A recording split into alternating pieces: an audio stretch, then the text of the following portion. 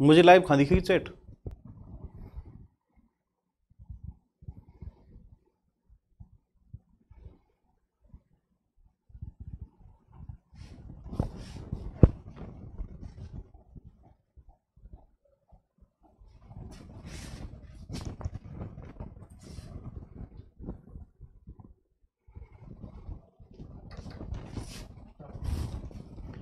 Yes, good afternoon everyone students, आप सब कैसे हो?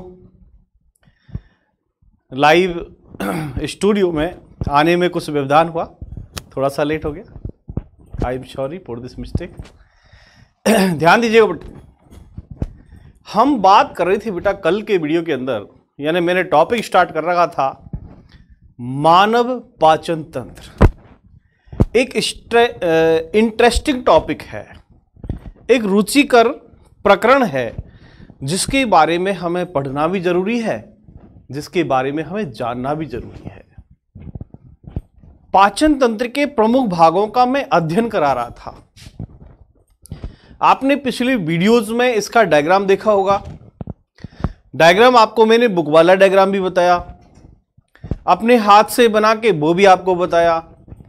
इसके अलावा आपने आज जो वीडियो देखी होगी, सुबह जो डाली थी उसमें, तो उसमें मैंने आपको यकृत, आमाशय और अग्नाशय की वीडियो डाली। यानी उस चित्र में 3 पार्ट है, यकृत, आमाशय और अग्नाशय। क्योंकि उसमें मैंने आपको बताया था आमाशय के प्रमुख भाग। तो आमाशय के 3 भाग थे, कार्डियक, फंडस और पाइलोरिक, जिसे हम कहते हैं जठरागम, जठर निर्गम और फंडस। फिर मैंने आपसे कहा था HCl के प्रमुख कार्य। HCl यानी हाइड्रोक्लोरिक अम्ल के प्रमुख कार्य क्या है? आपने स्टेप बाय स्टेप पढ़ा होगा कि जब भोजन हमारा देखो बेटा, पाचन तंत्र को पढ़ने के लिए आपको मुंह से शुरुआत करनी होती है, क्योंकि आहार नाल का पहला भाग है मुख, और मुख के अंदर का भाग मुखगुआ, मुखगुआ के अंदर दांत, जीभ, दांत के प्रकार में पढ़ा चुका। गर्त दंती क्या है, द्विवार दंती क्या है, ये मैं आपको कल के वीडियो में समझा चुका। ग्रसनी जिसमें घाटी ढक्कन है, ग्रसिका या ग्रासनली, आमाशय, यहां तक मैं आपको क्लियर करा चुका। इनके बारे में किसी को समझना हो आमाशय तक, तो आप मेरे को कमेंट्स डालेंगे और मैं उस टॉपिक को रिपीट कर दूंगा, यदि किसी को समझना हो तो। ठीक, अब मैं चलता हूं, आमाशय के भाग हो गए। आमाशय में भोजन का पाचन कैसे होता है, तो समझना। देखो बेटा, यानी आमाशय में भोजन का पाचन, कभी भी ऐसे क्वेश्चन नहीं आएगा पाचन तंत्र का नामांकित चित्र बनाकर वर्णन करो, ये छोटी क्लास में आता है। क्योंकि अब हमारे पास डायग्राम के विभिन्न भाग, एक एक भाग का वर्णन, तो क्वेश्चन बहुत बड़ा हो जाता है। इसलिए हमें एक एक पार्ट की स्टडी अलग करनी होती है। तो अब आपको मैं इसमें बताने जा रहा हूं आमाशय में भोजन का पाचन।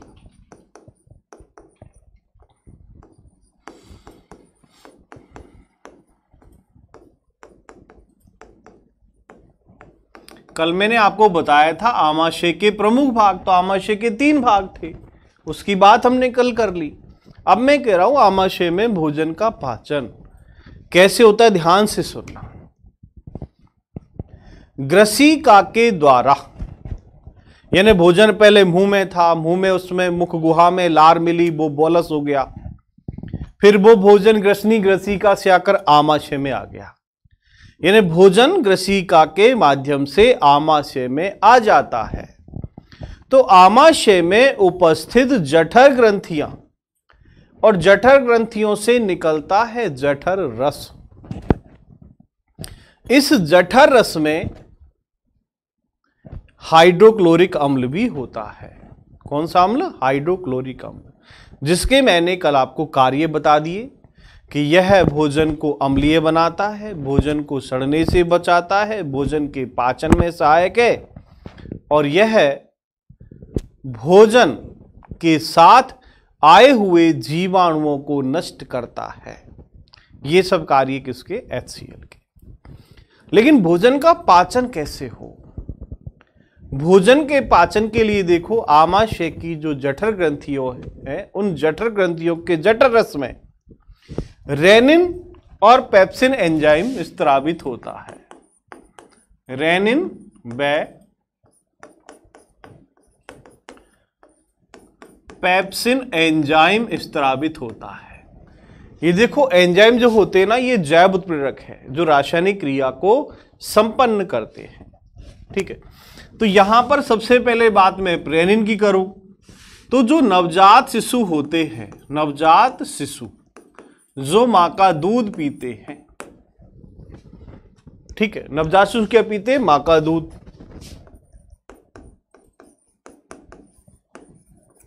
तो मां के दूध में जो प्रोटीन होती है, उस प्रोटीन का नाम है केसीन। मां के दूध में जो प्रोटीन होती है केसीन, उस केसीन का पाचन होता है रेनिन एंजाइम से। और ये केसीन किस में बदल जाएगा? पैराकेसीन में। किस में बदल जाएगा? पैराकेसीन में। और पैराकेसीनोजन में बदलकर एक तरह से ये एमिनो अम्ल में बदल जाता है। ये प्रोटीन उत्पाद है। ठीक है, रेनिन क्या है? प्रोटीन है। तो जो बच्चे मां का दूध पीते हैं, मां के दूध में कैसीन प्रोटीन है और उसका पाचन रेनिन एंजाइम से होता है। दूसरा, जठर रस में एक एंजाइम है पेप्सिन। पाचन तो मुंह से स्टार्ट हो गया, मुग्गा, क्योंकि मुग्गा में एंजाइम था एमिलिज टाइलिन। ठीक है, तो यहां देखो पेप्सिन में, यहां अब जो भी हम प्रोटीन लेते हैं, प्रोटीन, क्योंकि मुखवाम पाचन किसका हुआ? कार्बोहाइड्रेट का शुरू हो गया, यहां से प्रोटीन का शुरू होता है। तो प्रोटीन जो आपने लिया है, चाहे आपने दूध का यूज किया हो, आपने दाल खाई हो, या मांसाहारी मछली खाने वाले मछली खाते हो, क्योंकि मछली भी प्रोटीन का स्रोत है, दूध में भी प्रोटीन है, दाल में भी प्रोटीन है। तो उस प्रोटीन का पाचन, अब नवजात शिशु को छोड़ दो, बाकी जो अन्य है, जो गाय भैंस बकरी का दूध पीते हैं, दाल खाते हैं, मछली खाते हैं, इन सब में प्रोटीन का पाचन शुरू आमाशय से होता है। और प्रोटीन में पेप्सिन जो एंजाइम है, इस प्रोटीन को ये एमिनो अम्ल में बदलने का काम करता है। एमिनो अम्ल मतलब पेप्टाइड बंद होते हैं इनमें। तो प्रोटीन को पेप्सिन किस में बदलेगा? एमिनो अम्ल में। तो ये आमाशय की बात थी। ठीक है, तो आमाशय की जठर ग्रंथियों से जठर रस में HCl के कार्य, फिर आमाशय में भोजन का पाचन, ये सब बात है। अब आमाशय के अंदर वसा का पाचन नहीं होता, आमाशय के अंदर कार्बोहाइड्रेट का पाचन नहीं होता। तो जो जो पॉइंट मैं बताते जा रहा हूं वो आपको समझना भी है और नोट भी करना है। ठीक है, और बुक की हेल्प लेना चाहें तो वो भी आप ले सकते हैं। अब चलता हूं थोड़ा आगे।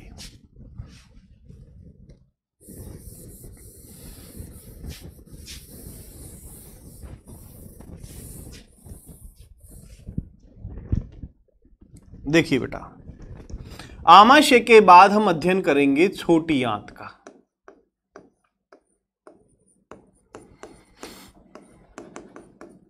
छोटी आंत, और इसे कहते हैं स्मॉल इंटेस्टाइन।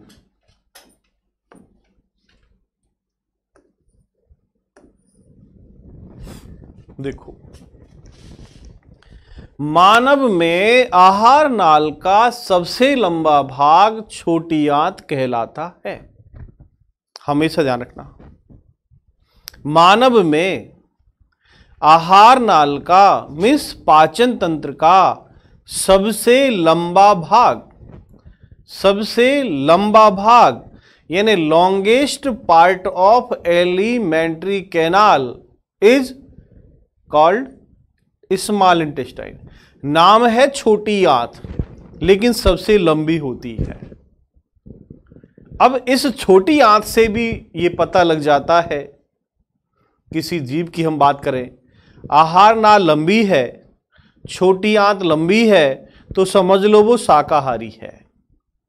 क्योंकि शाकाहारी जीवों में सेलुलोज का पाचन करने के लिए लंबी आहार नाल का होना आवश्यक है। और जितने भी मांसाहारी जीव हैं उनकी आहार नाल की जो छोटी आंत है इसकी लंबाई कम होती है। जैसे मैं बात करूं, जैसे मनुष्य की बात कर लो, तो मनुष्य लगभग हम बात करें तो अधिकांशतः शाकाहारी है, लेकिन साइंस की दृष्टि से वो सर्वाहारी में आता है। क्यों? क्योंकि हम देखें मनुष्य में कुछ कोई अंडे, मछली, मांस, विभिन्न प्रकार के इन चीज़ों का वो उपयोग करता है। और उसका कारण है कि जब मानव आदिवासी रूप में था तो भोजन पकाने के साधन नहीं थे, भोजन पकाना नहीं आता था, क्योंकि आग का आविष्कार नहीं हुआ। तो मानव कच्चा मांस खाता था, कच्चे फल खाता था, पत्ते खाता था, जो मिलता उससे अपना पेट भरता, ऊर्जा की प्राप्ति करता। लेकिन आज तो मानव बहुत विकसित हो चुका है, तो आज इन चीजों की आवश्यकता नहीं है। रियल में आज हम देखें, शुद्ध शाकाहारी की बात करें, लेकिन कहीं ना कहीं हम उसको भी यानी किसी न किसी रूप में कहीं भी मिल जाता है।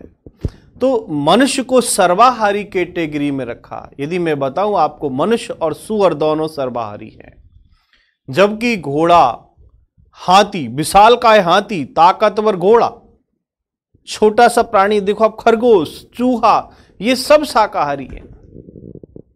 मांसाहारी में जंगली जानवर आएंगे, खतरनाक प्राणी आएंगे, क्योंकि वो खाने से ही पता लग जाता है कौन कैसा होगा। ठीक है, तो यहां मैं मेरे पॉइंट की बात कर रहा था कि जो आहार नाल होती है वो शाकाहारी जीवों की आहार नाल लंबी होती है, छोटी आंत लंबी होती है। जो मांसाहारी होते हैं उनकी आहार नाल छोटी होती है। चले, तो छोटी आंत के 3 भाग होते हैं। इसके प्रमुख 3 भाग होते हैं।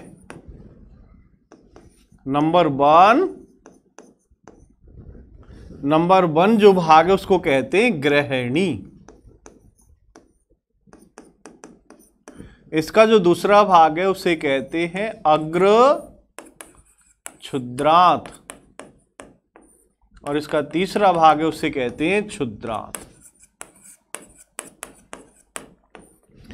इंग्लिश में कहते हैं इसको duodenum, jejunum and ileum. 3 part है छोटी आंत के। अब ये देखो, जैसे ही आमाशय से सी आकार का लूप बनता है, आमाशय से देखो इस तरह लूप जैसे ही बनेगा, यहां आमाशय होता है, यहां ये पैंक्रिया जुड़ा है, अग्नाशय ग्रंथि, इस जगह आपका लीवर है। ठीक है, तो ये जो भाग है ना, ये भाग होता है ग्रहणी। और ग्रहणी के बाद ये जो भाग पूरा कुंडलित हो जाता है इस तरह, ये पूरा भाग कहलाता है क्या? अग्र क्षुद्रांत। ठीक, और इसका लास्ट पार्ट जो जुड़ता है बड़ी आंत से वो कहलाता है क्षुद्रांत।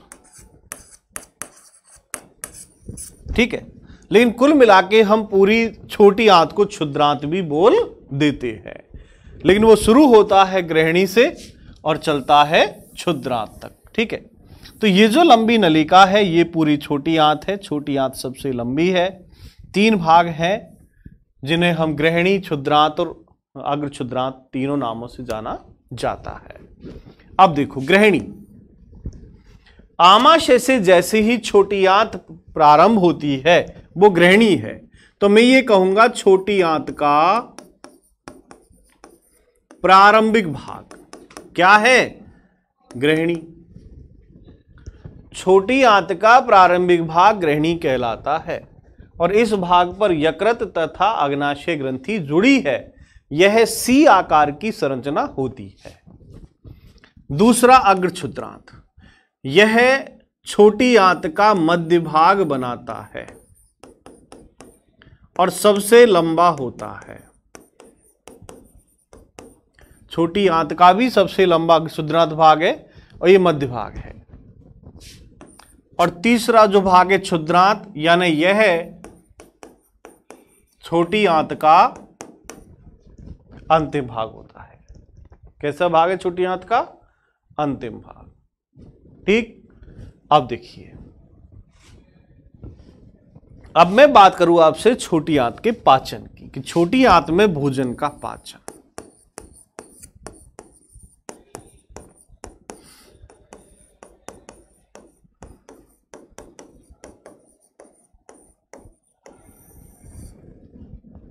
छोटी आंत का भोजन, छोटी आंत में भोजन का पाचन समझना बड़ा आसान है कि जैसे ही आमाशय में भोजन का पाचन कंप्लीट हो जाता है, तो जहां से आप छोड़ते हो वहीं से शुरू करना होता है। आमाशय में भोजन का पाचन होने के बाद भोजन छोटी आंत या क्षुद्रांत में प्रवेश करता है। आ गया भोजन का क्षुद्रांत में। अब जो आमाशय में भोजन था वो कैसा था? कायम था। उसमें भोजन भी थी, लार भी थी और HCl भी था, और उन तीनों को मिला के कहते हैं काइम। काइम क्या कहते हैं? काइम। और जो मुंह में भोजन था, भोजन प्लस लार, वो था बोलस, और आमाशय में था काइम। अब ये जो काइम है ये आ गया छोटी आंत में, क्षुद्रांत में। ठीक है, अब ध्यान से सुनना। क्षुद्रांत में कार्बोहाइड्रेट, प्रोटीन और वसा का पाचन होता है। कार्बोहाइड्रेट, प्रोटीन और वसा का पाचन होता है, क्योंकि छोटी आंत के अंदर जैसे यकृत जुड़ा हुआ है तो यकृत से आएगा पित्तरस। तो आमाशय से जो भोजन आया था वो अम्लीय था, अब इसमें पित्तरस मिल गया। यहां जुड़ा हुआ है अग्नाशय, अग्नाशय से मिलेगा अग्नाशयी रस। अग्नाशय रस इस भोजन को क्षारीय बना देता है। कैसा बना देगा? क्षारीय। तो अब जो भोजन आया है, इस भोजन में आमाशय से आया हुआ भोजन जो कायम था, इसमें पित्त रस मिल गया, पित्त लवण यकृत से जो आया है। अग्नाशय रस मिल गया, अब भोजन हो गया क्षारीय। अब इस भोजन में से कार्बोहाइड्रेट, प्रोटीन और वसा का पाचन होता है। देखो कैसे।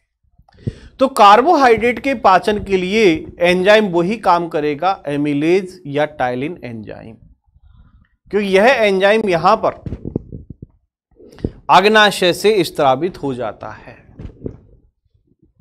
ठीक है, और इन सब एंजाइमों को यहां कहेंगे हम आंतरीय रस। अग्नाशय रस, आंत रस सब मिल जाएंगे यहां पर। ठीक है, तो इसके बाद जो आंतरस मिला है, आंतरी रस में विभिन्न प्रकार के एंजाइम है। कार्बोहाइड्रेट, प्रोटीन, वसा का पाचन करेंगे। तो कार्बोहाइड्रेट का पाचन एमिलेज से किया, और प्रोटीन का पाचन ट्रिप्सिन एंजाइम, काइमोट्रिप्सिन एंजाइम से किया। और वसा के पाचन के लिए सबसे पहले तो यकृत से जो पित्तरस आया है, पित्त लवण आया है, यह पित्त लवण क्या करता है कि वसा को छोटी छोटी गुलिकाओं में तोड़ देता है, जिसे कहते हैं वसा का पायसीकरण। जो आपने तेल और घी खाया है उसका पाचन डायरेक्ट नहीं होता, पहले उसको क्या करता है कि जो यकृत से पित्तरस आया है वो पित्तरस वसा को छोटे छोटे टुकड़ों में तोड़ने का काम करता है, जिसे वसा का पायसीकरण कहते हैं, एमल्सीकरण कहते हैं। तो यहां पर कार्बोहाइड्रेट का पाचन होगा जो एमिलेज एंजाइम से। प्रोटीन का पाचन ट्रिप्सिन, काइमोट्रिप्सिन एंजाइम से होता है, और ये प्रोटीन एमिनो अम्ल में बदल जाती है।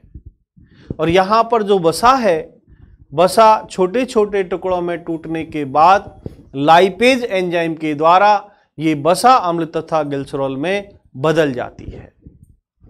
अब देखो, छोटी आंत के अंदर उंगली नुमा प्रवर्ध होते हैं। ये उंगली नुमा प्रवर्ध लगातार छोटी आंत में ऐसे चलते रहते हैं, और इन प्रवर्धों को कहते हैं दीर्घ रोम। छोटी आंत के अंदर उंगली नुमा प्रवर्ध पाए जाते हैं, जिन्हें दीर्घ रोम कहते हैं। क्या कहते हैं? दीर्घरोम। इंग्लिश में इनको कहते हैं बेलाई। ये दीर्घरोम क्या करते हैं? भोजन के पाचन के बाद आवश्यक पदार्थों का अवशोषण करते हैं। क्या करते हैं? आवश्यक पदार्थों का अवशोषण। इन दीर्घरोमों के द्वारा, अंगुलीनुमा प्रवर्धों के द्वारा जो आवश्यक पदार्थ है पाचन क्रिया के बाद उसका अवशोषण कर लिया। अब ये जो दीर्घरोम है इनके अंदर रुधिर नलिकाओं का जाल है, रुधिर वाहिकाओं का जाल है, तो जो पाचक पदार्थ थे वो रुधिर में आ जाते हैं। किस में आ जाते हैं? रुधिर में। तो यहां पर जितने भी आवश्यक पदार्थ थे उन आवश्यक पदार्थों को ग्रहण कर लिया रक्त के अंदर। अब बचा क्या? अपशिष्ट मटेरियल। भाई कार्बोहाइड्रेट पच गया, प्रोटीन पच गया, वसा पच गया। अब जो बेस्ट मटेरियल बचा है वो बेस्ट मटेरियल कहां जाएगा? बड़ी आंत में। और बड़ी आंत में किसी प्रकार का पाचन नहीं होता, केवल वहां पर खनिज लवण और जल का अवशोषण होता है। तो बड़ी आंत में भोजन का पाचन नहीं होता, केवल जल और खनिज लवण का अवशोषण होता है। और बड़ी आंत केवल क्या करता है? जल और खनिज लवण का अवशोषण। क्यों? क्योंकि छोटी आंत से भोजन गया वो बिल्कुल तरल होता है, उसमें से वो जल को क्या करता है? खींच लेता है। जल को खींचने के बाद जो मल है वो अर्ध ठोस हो जाता है और वो कहां होगा? मलाशय के अंदर। इस कंडीशन में अब भोजन कहां चला गया? मलाशय के अंदर। और भोजन मलाशय में के बाद यानी गुदावरोधनी पेशियों के माध्यम से और उससे वो शरीर से बाहर वही क्षेपित कर दिया जाता है, शरीर से बाहर निष्कासित कर दिया जाता है। इस प्रकार मनुष्य में पाचन क्रिया संपन्न होती है। ठीक है, इसके बारे में थोड़ा सा और डिटेल आपको शॉर्ट में कल और एक बार समझा दूंगा, लेकिन आज जो समझाया है उसको टॉपिक वाइज चलें। कल मैं और इसके बारे में थोड़ी सी बात करूंगा, फिर मैं सेशन स्टार्ट करूंगा। जो अगले टॉपिक है वो टॉपिक वाइज चलेंगे। जिस भी स्टूडेंट को कोई प्रॉब्लम हो आप लाइव चैट के द्वारा मुझे आप बताएंगे, क्योंकि आज से आपकी लाइव क्लास स्टार्ट हुई। लाइव क्लास में हम ओरल देख पा रहे हैं। आपको ऐसा लग रहा होगा कि मैं बोर्ड पे लेक्चर दे रहा हूं और आप आसानी से देख पा रहे हैं, सुन पा रहे हैं, बोर्ड का उपयोग हो रहा है। पिछले वीडियो का डायग्राम निकालकर उनकी स्टडी करना। तो जो भी टॉपिक समझ नहीं आया बेटा क्लियर करना, उसको आपकी हमारी दोनों की जिम्मेदारी है, लेकिन उसके लिए जिम्मेदारी आपकी ज़्यादा है। आप पूछोगे जब मैं बताऊंगा। ठीक है, तो आज के लाइव वीडियो में आपको यहां तक ही मिलेगा। नेक्स्ट वीडियो के लिए आप इंतजार करें। Thank you very much. Bye.